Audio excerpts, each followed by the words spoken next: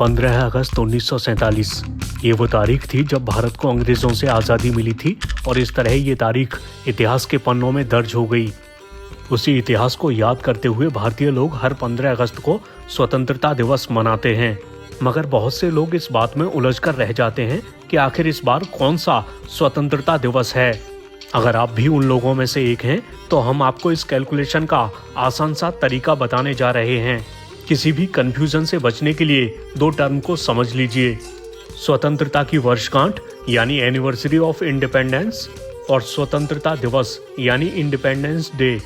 चलिए पहले वर्षगांठ की कैलकुलेशन को समझ लेते हैं। जैसा कि आपको पता है कि 15 अगस्त 1947 को भारत आज़ाद हुआ था। इस तारीख के एक साल पूरा होने पर 15 अगस्त 1948 को भारत की आज़ादी की पहली वर्षगांठ पड़ी। दूसरी वर्षगांठ साल 1949 में थी। इस तरह ये क्रम बढ़ता जा रहा है।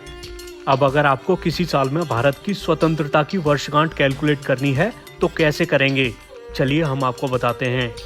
दरअसल इस कैलकुलेशन के लिए आपको चुने हुए साल से 1947 को माइनस कर देना है यानी घटाना है, और नतीजे में जो संख्या आएगी उतनी ही संख्या के बराबर वर्षगांठ होगी। अब इसे एक उदाहरण से समझिए।